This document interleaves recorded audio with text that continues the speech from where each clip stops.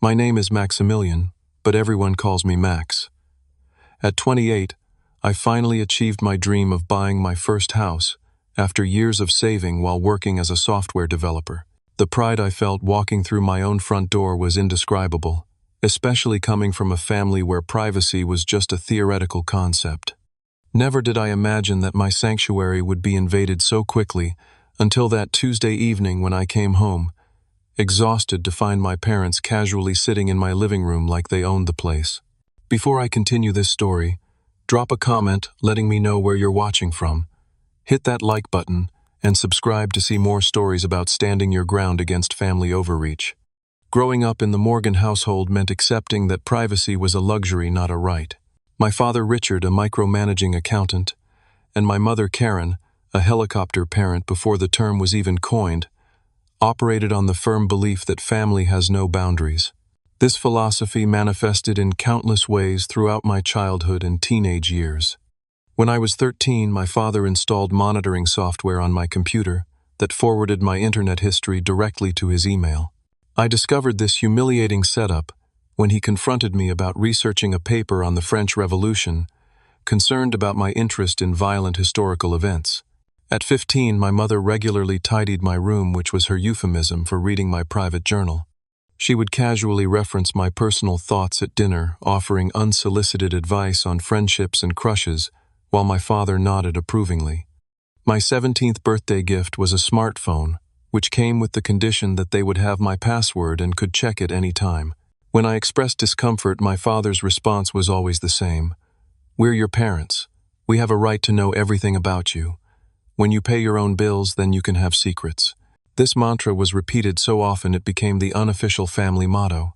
College at Arizona State became my first taste of genuine freedom. The 6-hour drive from our Sacramento home created enough distance that their oversight became impractical. I thrived in this newfound independence, making the dean's list consistently while managing my own schedule, friendships, and decisions without parental input for the first time. After graduation, I moved into a series of shared apartments with roommates from college. My parents viewed these living situations as temporary, referring to them as my practice homes until I would naturally move back to Sacramento. They never understood that every career decision, every dollar saved, was part of my strategy to build permanent independence. My job at Rapid Tech, a growing software company, demanded long hours and complete dedication. While my colleagues complained about the workload, I volunteered for overtime and weekend projects. Every extra dollar went straight into my house fund. My supervisor, Blake, noticed my determination and took me under his wing, accelerating my promotion track and increasing my saving potential. After 4 years of aggressive saving and a modest inheritance from my grandfather, the only family member who seemed to understand my need for autonomy, I had enough for a down payment. The house hunting process was exhaustive.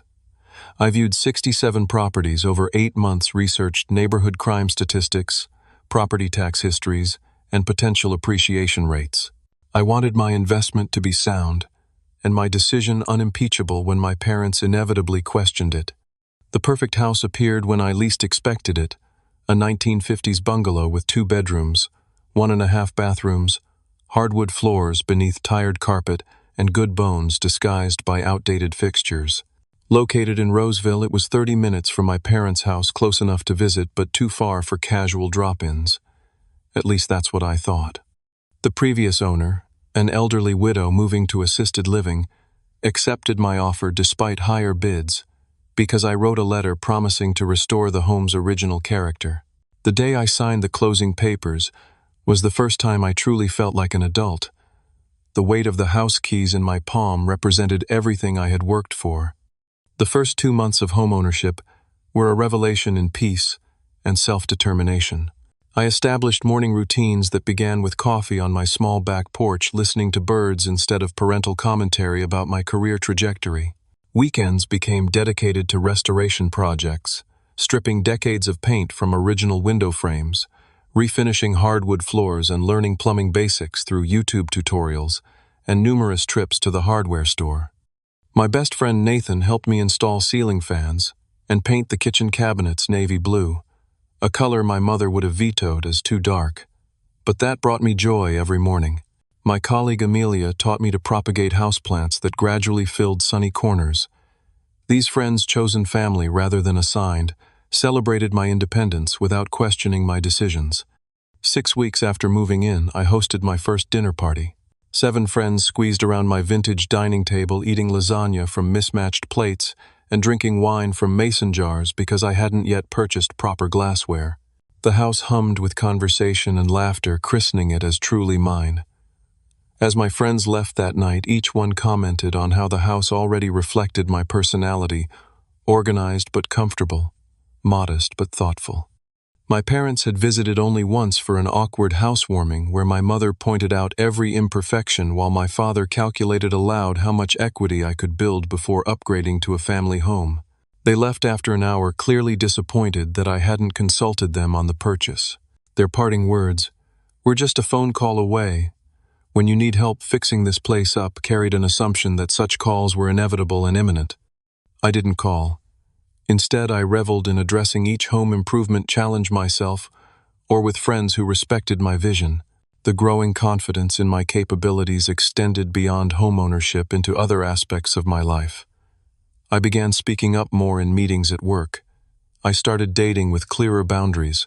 I was becoming the version of myself that had always existed beneath my parents' expectations. This peaceful existence lasted exactly 63 days.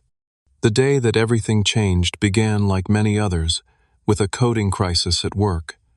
Our team had discovered a critical security vulnerability in our flagship product just hours before a major client demo. What should have been a 9-hour workday stretched into 12 as we frantically patched the issue, ran diagnostics, and prepared documentation for the executive team. By 7:30 that evening, my eyes burned from staring at screens, my shoulders ached from hunching over keyboards, and my patience had worn microscopically thin. My only consolation was the thought of my quiet house, waiting for me, specifically the leftover Thai curry in my refrigerator and the expensive bottle of Blanton's bourbon I'd been saving to celebrate my first successful solo project deployment. I stopped at Magnolia Market on the way home to grab fresh limes for my planned celebration drink. The cashier commented on my exhausted appearance, joking that I looked like I needed the entire produce section, not just citrus. Her simple human connection momentarily lifted my mood as I drove the final stretch home, watching sunset colors paint the sky in hues of orange and pink. As I turned onto my street, the familiar sense of pride warmed my chest at the sight of my modest home, until I noticed the lights glowing through my living room windows. My porch light, which operated on a timer and shouldn't have activated for another hour, cast a yellow pool on my front steps. My car slowed involuntarily as confusion gave way to alarm. Had I left lights on this morning? Impossible. My programmable habit of checking them twice before leaving was borderline compulsive. Was someone breaking in? The neighborhood had experienced a string of minor burglaries last month. My heart hammered against my ribs as I parked across the street rather than in my driveway, giving myself space to assess the situation. I called Nathan, speaking in hushed tones as I explained the situation. He advised calling the police, but something in my gut urged caution. "Let me peek through the window first," I whispered, approaching my own home like a trespasser. As I crept up the side path toward the bay window, the sound of familiar laughter froze me in place. Through a gap in the curtains I hadn't fully closed that morning, I saw them, my parents, comfortably ensconced on my sofa, as if they belonged there. My mother sat with her shoes off, feet tucked beneath her, flipping through a home decor magazine I didn't recognize. My father, tumbler in hand, was watching my television and helping himself to the Blantons I had been saving. The surreal sight momentarily disconnected me from reality. Had I given them a key I'd forgotten about? Had we planned a visit that slipped my mind during the workday chaos? No, neither explanation fit. This was unauthorized entry regardless of our blood relation. I ended the call with Nathan promising to update him later and took 3 deep breaths before inserting my key into the lock. The sound prompted immediate movement inside. As I pushed open the door carrier bag of limes dangling from one wrist and laptop bag from the other, my parents looked up with expressions not of guilt, but of casual expectation. "There you are," my mother exclaimed, as if I were late to an appointment in my own home. "We were wondering when you'd get back." The living room I had left immaculate that morning had been subtly rearranged. My reading chair now angled toward the television instead of the window. A new throw blanket I'd never seen covered part of my sofa. A vase of fresh flowers, lilies that would aggravate my allergies, dominated my coffee table. "What are you doing here?" I asked, my voice emerging steadier than I felt. "And how did you get in?" My mother smiled indulgently, the expression she typically reserved for what she considered my amusing overreactions. From her purse, she extracted a silver house key attached to a keychain, featuring a photo of our family from my high school graduation. "We thought we'd surprise you." She waved the key like it was a completely normal thing to possess without my knowledge. "Now it's family property, so let's not make a big deal out of it. I brought some proper curtains for that window. The ones you chose are letting in too much morning sun. You'll never get proper rest." My father took another sip of my bourbon, and added, "Your mother was worried you weren't eating right living alone. We brought lasagna, a real one, not that vegetarian nonsense you've been experimenting with. It's in the fridge." The casual invasion left me momentarily speechless. My gaze traveled from the key in my mother's hand to the bourbon in my father's, then to the stack of home improvement magazines, now occupying the side table where my computer science journals had been. While I processed this violation, my mother had already stood and was moving toward my kitchen. "I reorganized your pantry honestly. Max alphabetizing spices. Who has time for that? I grouped them by function instead. Much more efficient when you're actually cooking." Something in me snapped. Not violently, not dramatically, but with the quiet finality of a thread pulled beyond its tensile strength. I set down my bags, walked calmly to my front door, and held it open wide. A cool evening breeze swept in, carrying the scent of my neighbor's jasmine. I smiled, not the accommodating smile they were accustomed to, but one that didn't reach my eyes. "I never gave you a key," I said evenly, "because I never invited you to enter my home without permission. This isn't family property. It's my property, purchased with my money, maintained with my labor. So here's what's going to happen. You're going to leave right now, return my key, and call before visiting in the future, like everyone else in my life respects enough to do." The stunned expressions that transformed their faces would have been comical in any other context. My mother's mouth opened and closed without sound. My father's hand froze halfway to his lips, bourbon catching amber light. The silence that followed my declaration lasted approximately 3 seconds before my mother's eyes welled with tears, her standard response to not getting her way. These weren't the quiet, dignified tears of genuine hurt, but the performative kind designed to immediately shift me into the role of villain. "How could you speak to us this way?" she gasped, pressing one hand to her chest as if physically wounded. "After everything we've done for you, we raised you, educated you, supported you, and now we're not even welcome in your home." My father set down the tumbler with deliberate slowness, a gesture I recognized from childhood confrontations. It preceded his transitioning from casual dismissiveness to authoritarian anger. "You need to watch your tone, Maximilian," he said, using my full name as he always did, when asserting dominance. "Your mother went to considerable trouble to help you today. The proper response is gratitude, not this teenage rebellion. I thought you'd outgrown this phase." I remained in position, door open, expression neutral. My tone is perfectly appropriate for someone finding uninvited people in their home. "The key, please." My mother's tears escalated to quiet sobs as she looked to my father for support. He stood drawing himself up to his full height, a tactic that had intimidated me as a child, but now struck me as almost desperate. "We're your parents," he said, as if stating this fact automatically granted them immunity from normal social boundaries. "We don't need permission to check on our son.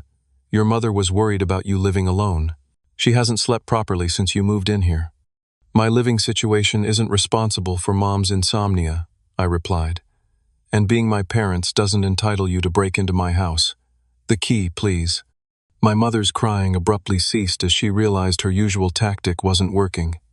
She switched strategies, moving toward me with arms outstretched for a hug.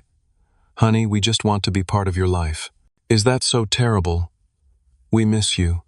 I sidestepped the embrace, maintaining my position by the door. "There are respectful ways to be part of my life. This isn't one of them. The key, please." The standoff continued for another 15 minutes. My parents cycled through their entire emotional repertoire: guilt, anger, dismissiveness, faux concern, and finally wounded martyrdom. I repeated my request for the key 11 times before my mother finally extracted it from her purse and placed it on my entry table, rather than handing it directly to me, a small but telling act of passive aggression. "I hope you realize how hurtful you're being," she said, gathering her purse, and the shopping bags that I now noticed contained additional unauthorized improvements for my home. "We only wanted to help." My father drained the last of my bourbon before standing. "When you calm down and think rationally about this, you'll realize you're overreacting. Family helps family, Max. That's how it works. Boundaries help families," I countered. "That's how healthy relationships work." As they reluctantly moved toward the door, my mother paused to add, "I left some notes on your refrigerator about improvements this place needs. The bathroom caulking is atrocious, and those kitchen cabinets are too dark for such a small space. We can help you fix everything next weekend." "I won't be available next weekend," I said, not elaborating that my unavailability would extend indefinitely until they demonstrated respect for my autonomy. Their departure from my property featured the kind of dramatic exit my mother had perfected over years of domestic disagreements.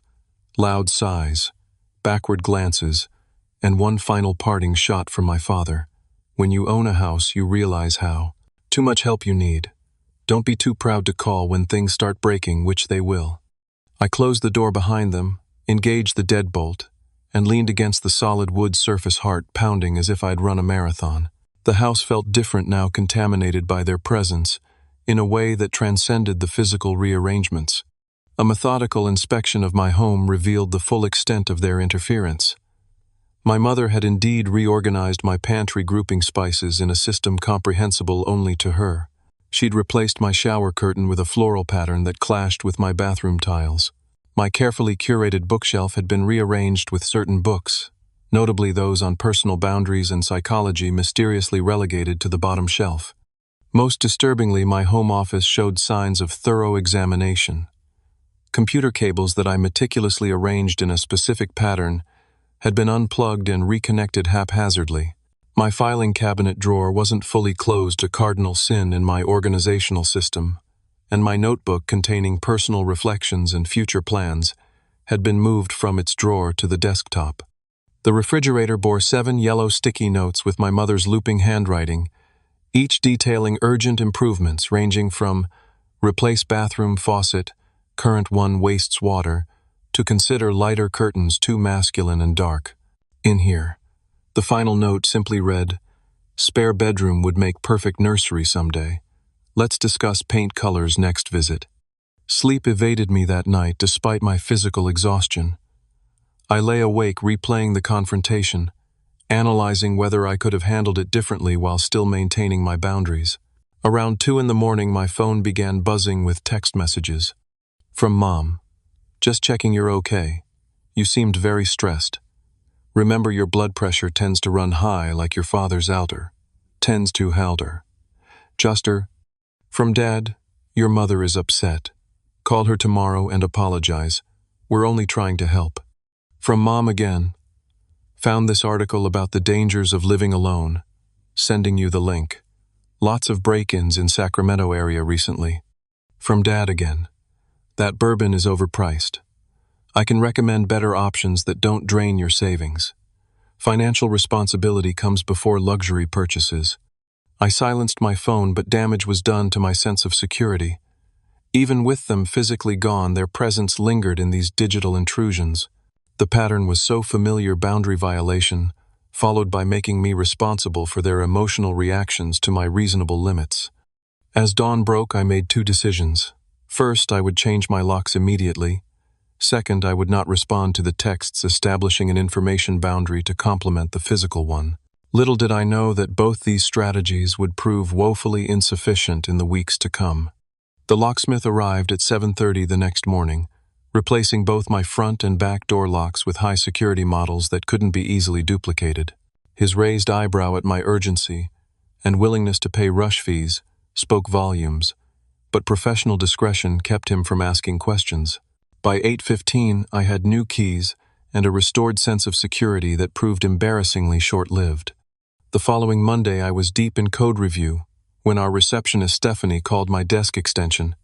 "Your parents are in the lobby," she said, confusion evident in her voice. "They say they're surprising you with lunch." The familiar tightness returned to my chest as I explained I wasn't available. Stephanie, bless her, offered to convey this message, sparing me direct confrontation. Through the glass partition separating our work area from the reception, I watched my mother's expression shift from expectant to disappointed to determined.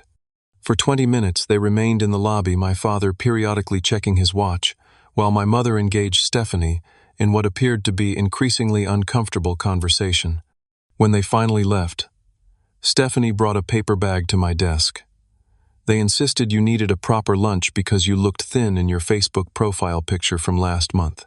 Inside I found a turkey sandwich with mayonnaise, which I'm allergic to, an apple acceptable, and a handwritten note reading, "Since you're too busy for family, at least eat something nutritious. We'll try again when you're less focused on impressing your boss than maintaining relationships that actually matter." Wednesday brought a new intrusion. Arriving home from work, I discovered grocery bags on my front porch, perishables like milk and meat, left unrefrigerated for unknown hours. My mother's handwriting on a note taped to one bag read, "Noticed your fridge was nearly empty on Monday. No wonder you're losing weight.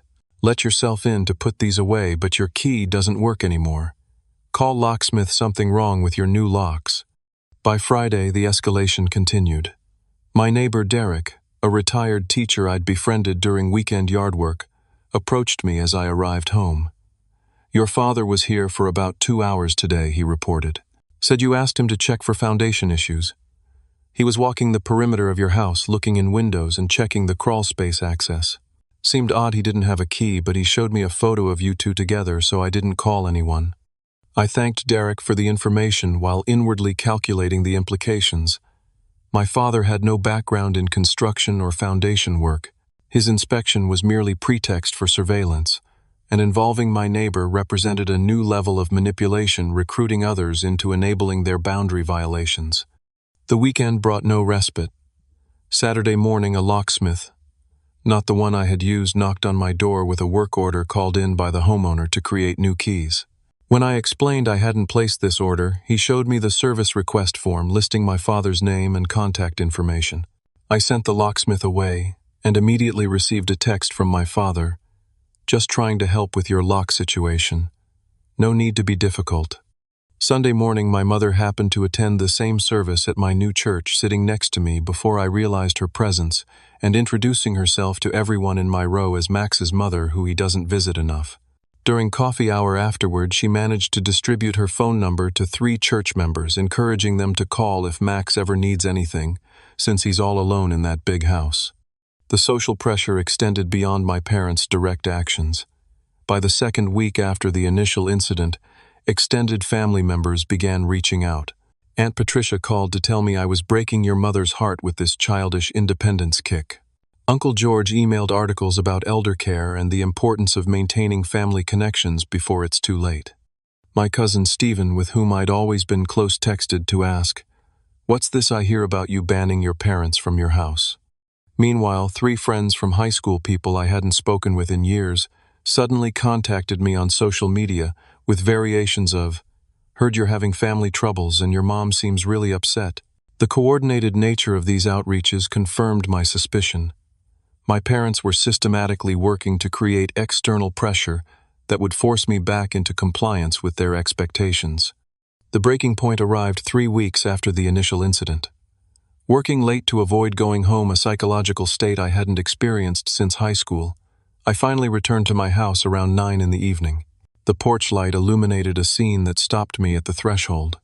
Through my living room window, I could see that every kitchen cabinet door stood open. Drawers had been pulled out. The contents of my pantry appeared rearranged yet again. Moving through my home in growing disbelief, I discovered my mother had completely reorganized my kitchen, according to her system, discarding storage containers she deemed unnecessary and labeling shelves with her preferred arrangements. In my home office, my father had fixed my computer desk by raising it 2 inches with wooden blocks, leaving a note explaining this was better ergonomically for someone your height. My carefully calibrated monitor setup had been adjusted, cables rerouted, and most alarmingly, my external backup drive was now connected differently. A check of my security camera footage installed after the lock change revealed they had convinced my next-door neighbor Lisa that they were bringing surprise renovations while I was at work. Lisa, who had never met them before, had been persuaded to let them access my backyard where they retrieved the emergency key I kept hidden for legitimate emergencies. This violation transcended mere boundary crossing. It represented a complete dismissal of my explicit wishes and a sophisticated campaign to undermine my independence. As I stood in my rearranged kitchen, a sudden clarity emerged through the fog of frustration. Changing locks wasn't enough. I needed a comprehensive strategy to address the psychological and social dimensions of this conflict, not just the physical access. The next morning, instead of going to work, I called in sick for the first time in 3 years and scheduled an emergency appointment with Dr. Rachel Winters, a therapist I'd been seeing occasionally to work through childhood patterns. I arrived at her office with dark circles under my eyes and a 3-page typed list of boundary violations that had occurred in just 3 weeks. "What we're seeing is a extinction burst," Dr. Winters explained after reviewing my situation. "When entrenched behaviors are suddenly met with resistance, they often intensify dramatically before subsiding. Your parents are escalating because your boundaries threaten their sense of control and identity as parents. For 90 minutes, we developed a strategic intervention plan. I needed clear, enforceable boundaries with specific consequences, delivered in a neutral setting where my parents couldn't control the environment. Dr. Winters role-played potential parental responses with me, preparing me for the emotional manipulation tactics that would inevitably follow. Remember, she emphasized as our session concluded, their reaction to reasonable boundaries is information about them, not about the validity of your needs. You have both the right and the responsibility to protect your physical and emotional space. That afternoon, I consulted with Anthony Garcia, a college friend who had become a real estate attorney. He outlined my legal options regarding unwanted entry, emphasizing that while pursuing legal action against family was emotionally complicated, documenting each incident would strengthen my position if restraining orders ever became necessary. "Send a certified letter explicitly revoking permission to enter your property," Anthony advised. "It creates a paper trail and clarifies that future entries constitute trespassing regardless of familial relationship." Armed with professional guidance, I executed the next phase of my plan. I texted my parents inviting them to dinner at Castellano's, an upscale Italian restaurant equidistant from our homes.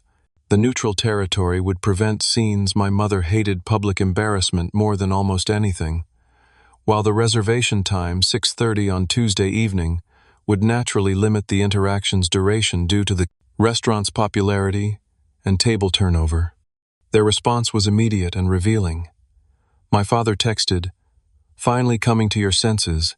Your mother will be pleased." My mother called within minutes, already planning to arrive early to discuss some ideas for your guest bathroom renovation. These responses confirmed they interpreted my invitation not as a boundary-setting conversation, but as capitulation, exactly as Dr. Winters had predicted. Tuesday evening arrived with stomach-churning anxiety I hadn't experienced since college finals. I deliberately arrived 20 minutes early to secure our table and establish psychological home field advantage, but discovered my parents already seated, my mother rearranging the table settings, and my father questioning the waiter about wine selections my son might enjoy. "We took the liberty of ordering appetizers," my mother announced as I sat down. "You always take too long to decide, and the bruschetta here is apparently exceptional. And I've selected a Barolo that won't break your budget," my father added. "The markup on wine in restaurants is highway robbery, but this one's reasonable." Their presumptiveness extending even to this meal I had initiated and would be paying for perfectly illustrated the dynamic I needed to address. I waited until after drink orders and appetizers, allowing the social ritual to establish a veneer of normalcy before introducing the actual purpose of our gathering. "I invited you tonight because we need to discuss something important." I began, keeping my voice measured despite my racing heart. "The current dynamic between us isn't working, and I want to establish healthier patterns before our relationship suffers permanent damage." My mother immediately reached for my hand across the table. "We've been so worried about exactly that. You've been distant and cold, and we're concerned about your isolation in that house. Your father and I have been talking about—" "Please let me finish," I interrupted gently but firmly. "This isn't about my house or my lifestyle choices. It's about boundaries and respect between adults." I removed a small note card from my pocket, not because I needed notes for this conversation I'd rehearsed repeatedly, but because the physical object provided a concrete focus. I want to be clear about 3 specific boundaries going forward. First, no one enters my home without explicit invitation each time. Having a key which was obtained without my knowledge doesn't constitute ongoing permission to enter. My father's expression darkened. "That's ridiculous. We're family, not strangers." Second, I continued as if he hadn't spoken. "My personal and professional spaces are mine to organize and maintain according to my preferences. Commentary or criticism about my decorating organization or lifestyle choices is only welcome when I specifically ask for input." My mother's eyes widened. "So we're supposed to pretend we don't notice when you're living in conditions that aren't up to—" Third, I pressed on communication with my friends, colleagues, neighbors, or extended family about me needs my consent. Recruiting others to pressure me is inappropriate and damages multiple relationships, not just ours. The silence that followed lasted through the arrival of our main courses. My mother stared at her pasta without touching it, tears forming but held in check by the public setting. My father methodically cut his chicken parmesan into precise squares, a controlling gesture I recognized from childhood dinners after I disappointed him. "So that's it," he finally said. "You've unilaterally decided we're toxic influences to be managed. I've decided I'm an adult who deserves the same respect you'd give any other adult," I clarified. "These boundaries aren't punishments. They're the foundation of a healthier relationship where we can actually enjoy each other's company without underlying resentment." My mother's composure finally broke. "After everything we've sacrificed for you," she said, voice rising despite the restaurant setting, "this is how you repay us, by treating us like intruders, by embarrassing us in public with this intervention." Several nearby diners glanced our way. The waiter approaching with water refills diverted to another table. "I'm not trying to embarrass anyone," I said quietly. "That's why I chose a private table in a restaurant, instead of having this conversation in my living room or yours. I'm trying to find a way forward that respects everyone's needs." "Your needs seem to be excluding your family from your life," my father countered, voice tight with controlled anger. "That's not a boundary, Max. It's rejection of the people who made you who you are." "I'm not excluding you," I explained. "I'm asking for interactions based on mutual respect, rather than assumed authority. You're welcome in my life and my home with invitation and consideration for my autonomy." The conversation deteriorated rapidly from there. My mother abandoned any pretense of composure, tears flowing freely, as she detailed sacrifices made during my childhood music lessons I'd begged for, and sports equipment they'd scrimped and saved to provide. My father transitioned from cold anger to overt threats, suggesting they might need to rethink financial help with your student loans. Loans I had been managing independently since graduation, and reconsider the inheritance discussions. We've been having a manipulative reference to hypothetical future money I'd never factored into my planning. When my mother began loudly recounting my childhood medical emergencies and how she'd slept beside your hospital bed for 3 nights when you had pneumonia drawing stares from nearby tables, I recognized the futility of continuing. This public venue chosen to prevent exactly this scene had instead become theater for their emotional performance. I signaled for the check paid while they were still mid-argument and stood to leave.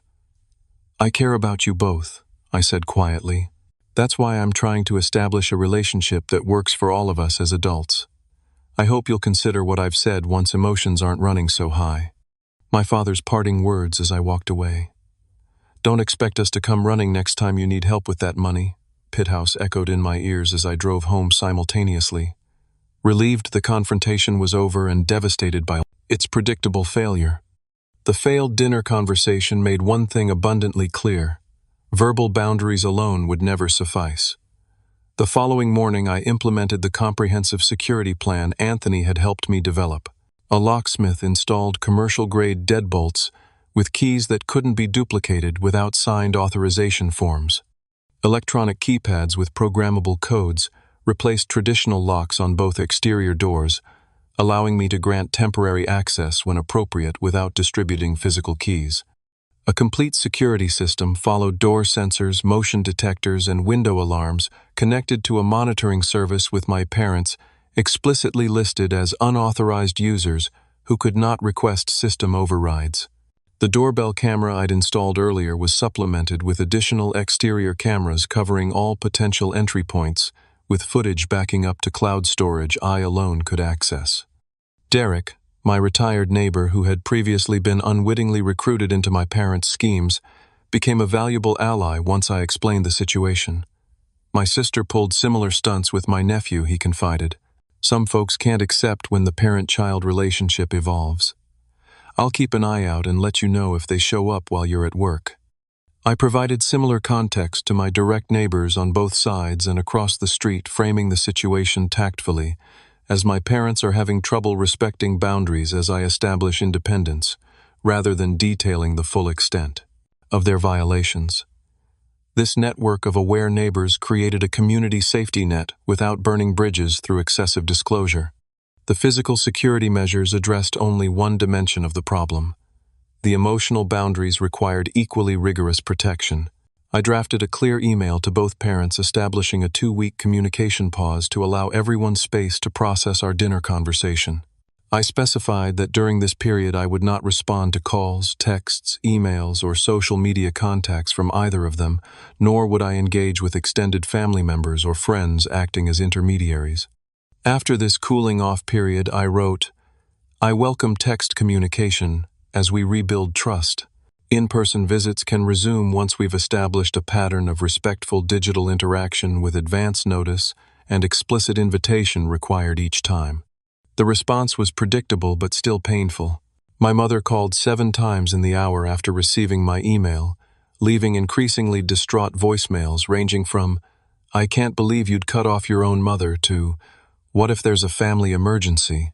My father's approach was more coldly strategic, with a single email outlining all the ways my immature behavior would damage my relationships, career prospects, and future happiness. True to my word, I didn't respond to either, though each contact tested my resolve. I temporarily muted family members on social media and created email filters to direct their messages to a folder I could review when emotionally prepared, rather than having them ambush my inbox. The first test of my new boundaries came sooner than expected. 3 days into the communication pause, my security system alerted me to activity at my front door while I was at work. Live video showed my parents attempting to use a key in my newly changed locks, then pressing the doorbell repeatedly. When these efforts failed, my father circled to the back door, while my mother remained at the front, creating a 2-pronged attempt to gain entry. Finding all access points secured, they eventually retreated to their car, where they remained parked in front of my house for 27 minutes. The entire incident was recorded from multiple angles, providing documentation I hoped never to need, but felt reassured to possess. I maintained my composure and called them from my office phone, which they wouldn't recognize on caller ID. When my mother answered, I calmly stated, "I can see you're at my house right now through my security cameras.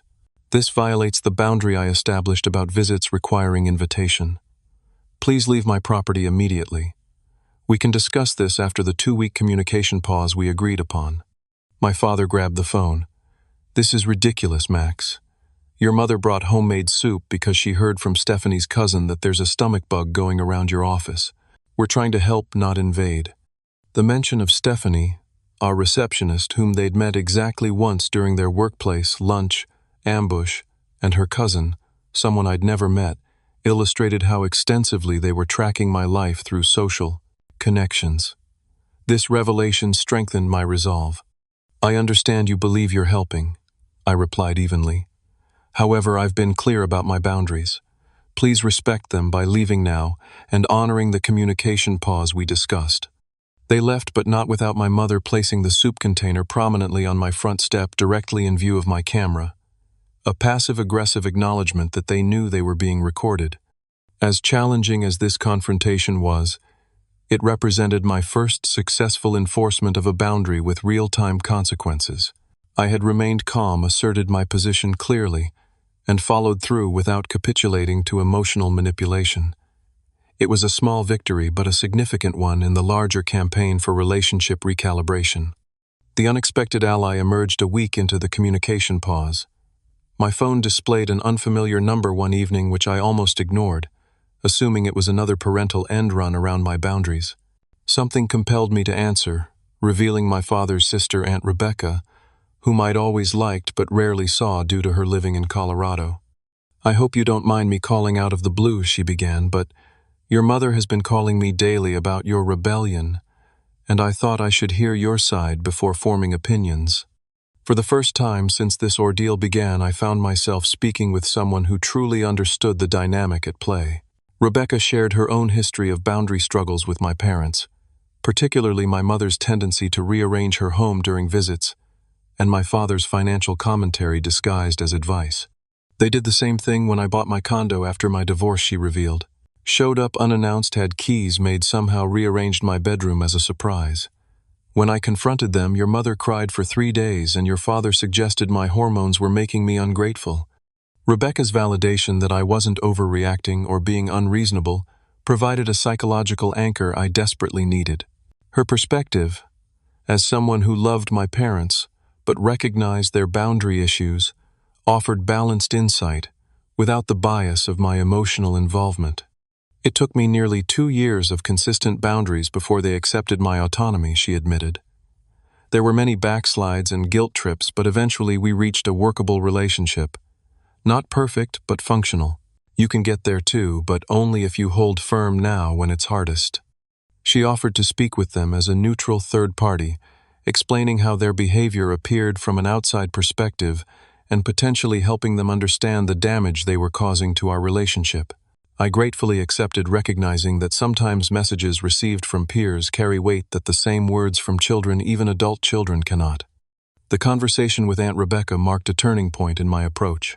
I had been conceptualizing the situation as a binary conflict, my boundaries versus their invasion, but she helped me see it as a difficult transition, requiring adjustment from all parties. This reframing didn't excuse their behavior, but contextualized it in ways that made it less personally hurtful and more recognizable as their limitation rather than my failure. The path to a new equilibrium wasn't swift or straightforward, but it was steady. The 2-week communication pause extended to 3 when my parents attempted to circumvent it through my cousin's wedding, where they cornered me by the gift table to discuss this ridiculous situation. I calmly excused myself and later sent a reset email extending the pause until we can agree on basic interaction parameters. By the 4th week, signs of adjustment began appearing. My mother sent a text, just one, not the usual barrage that simply read, "When you're ready to talk, we are too. No pressure." It contained no guilt-inducing language, no references to my cruelty or their worry. This simple message represented significant progress in respecting the boundaries I'd established. 2 days later, my father followed with an email lacking his usual condescending tone. "Your Aunt Rebecca suggested we may have overstepped. Not our intention. Would like to understand your perspective better when you're open to sharing it." These tentative olive branches allowed for cautious re-engagement. I responded with appreciation for their messages and suggested a phone call the following weekend. A deliberate choice, offering connection while maintaining physical distance. The call, while occasionally tense, remained largely productive as I re-emphasized my boundaries, and crucially, they actually listened without immediate dismissal. 3 months after the initial confrontation, we reached a fragile but functional understanding. My parents would call or text before any visit, waiting for affirmative response before arriving. They no longer commented on my home organization or decor unless I specifically sought their input. Most significantly, they began recognizing me as an independent adult with valid preferences rather than a child making choices they needed to correct. The first respectful visit occurred 4 months after the incident. My mother called 3 days in advance, asking if Sunday afternoon would be convenient for them to stop by. She specified they would stay for approximately 2 hours and asked if there was anything they could bring rather than assuming what I needed. My father called the morning of the visit, confirming their arrival time and checking if it was still convenient. These seemingly small courtesies represented monumental shifts in our dynamic. During the visit itself, my mother visibly bit her tongue when she noticed I'd painted my guest room a deep blue she would never have chosen. My father refrained from interrogating me about my retirement contributions when I mentioned a work bonus. They were clearly making efforts, however uncomfortable, to respect the boundaries we'd established. As our relationship recalibrated, I noticed positive ripple effects throughout other areas of my life. The confidence gained from standing firm with my parents translated to greater assertiveness at work. During a project planning meeting, I respectfully but firmly pushed back when my ideas were repeatedly interrupted, earning a nod of approval from my supervisor and setting a precedent for more equitable team dynamics.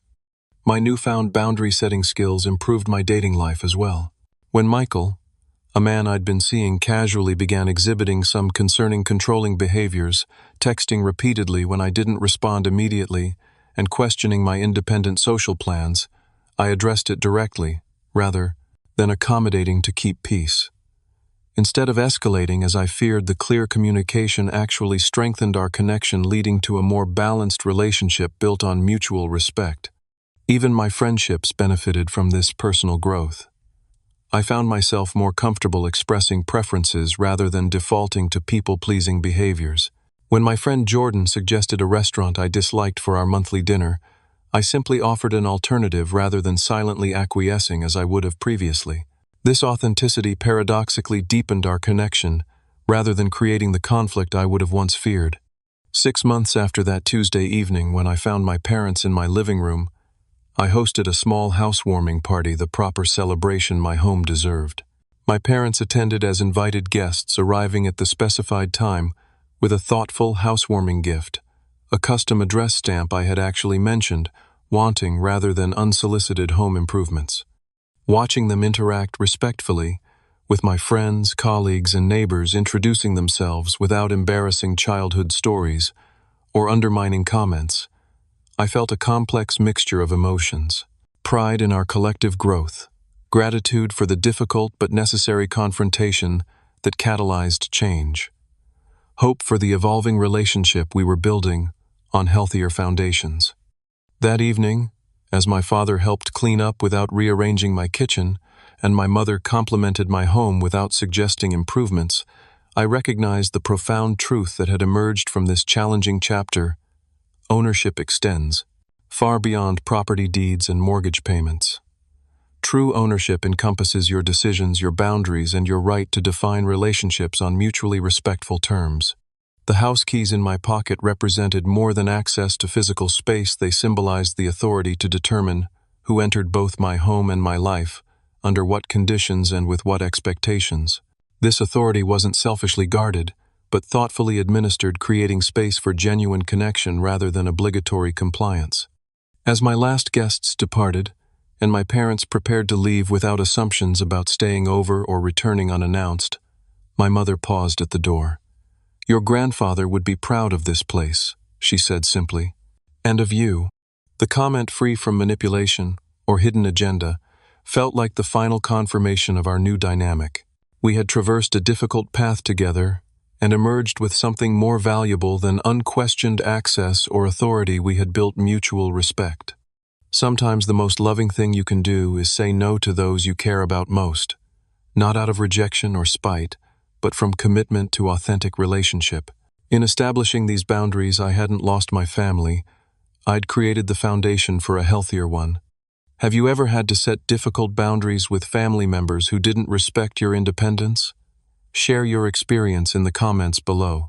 If my story resonated with you, please hit that like button and subscribe for more real-life lessons about navigating complicated relationships. Thank you for listening, and remember, owning your boundaries is the first step to owning your life.